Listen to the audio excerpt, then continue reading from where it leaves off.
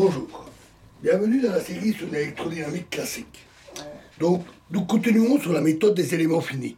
Alors, la seconde étape de la méthode de Galerkin consiste à prendre comme fonction de test phi dans la relation de Green que nous avions vue, la IJM fonction de base du développement de psi, I et J parcourant successivement la totalité des n-sites intérieurs du réseau. Donc la relation de Green a alors pour expression générique somme sur KL sur les N0 sites de gamma KL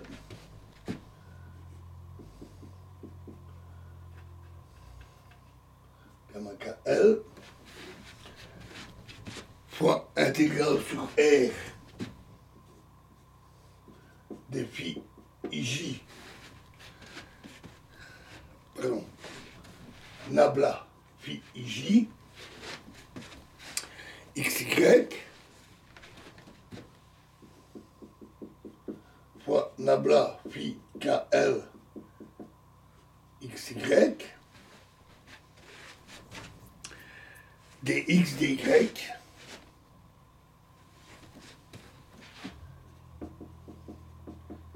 égale GXI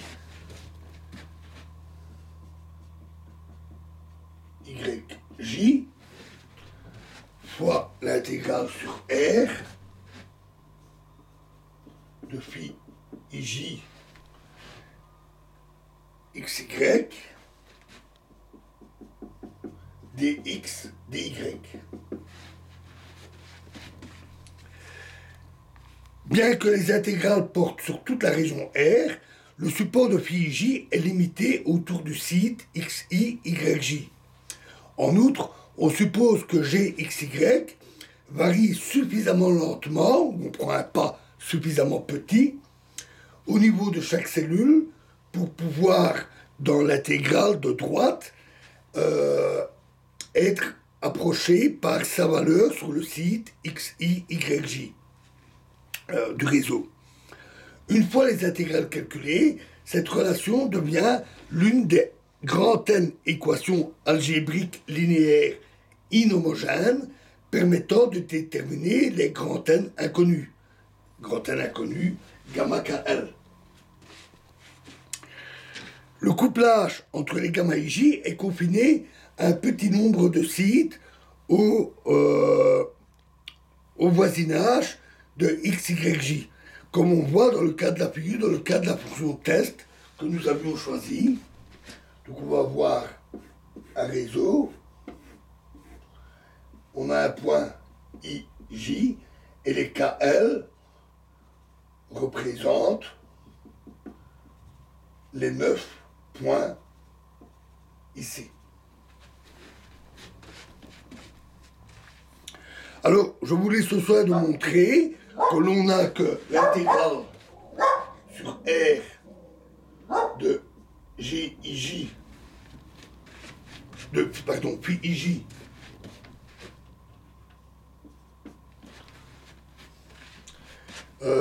XY dXY, dx dy égale h carré,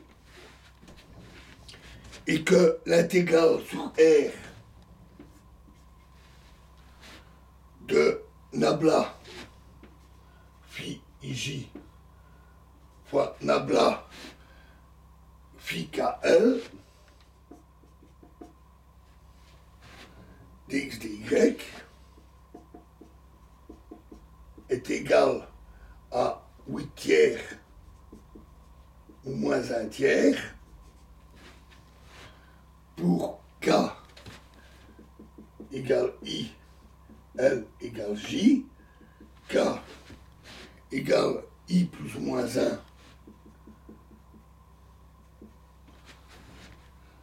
L égale J, K égale I, L égale J plus ou moins 1, et K égale I plus ou moins 1, L égale J plus ou moins 1. Lorsque le site IJ est adjacent à la frontière, 3 ou moins des termes du membre de gauche de cette relation sont égaux à moins un tiers fois les valeurs frontières qui sont connues pour phi. On peut les faire passer dans le membre de droite et les intégrer à la partie inhomogène. Si l'on écrit alors cette relation sous forme matricielle, on a K gamma égale G, où K est une matrice carrée, un grand N fois grand N, et gamma et G sont des grand N vecteurs. La matrice K est une matrice clairsemée, on dit aussi une matrice creuse, qui ne comprend dans ses lignes et ses colonnes qu'un nombre très réduit d'éléments non nuls. Et des techniques numériques spéciales permettent d'inverser rapidement ce type de matrice, même quand elle est gigantesque, pour résoudre ce système d'équations. Lorsque la solution présente des variations rapides dans certaines régions, le réseau carré n'est plus nécessairement adapté et exige d'être affiné dans ces régions. Si la fonction g, par exemple, varie très rapidement, on a besoin d'un pas plus petit. Utiliser un pas très petit sur toute la région pourrait être prohibitif d'un point de vue calculatoire. Donc,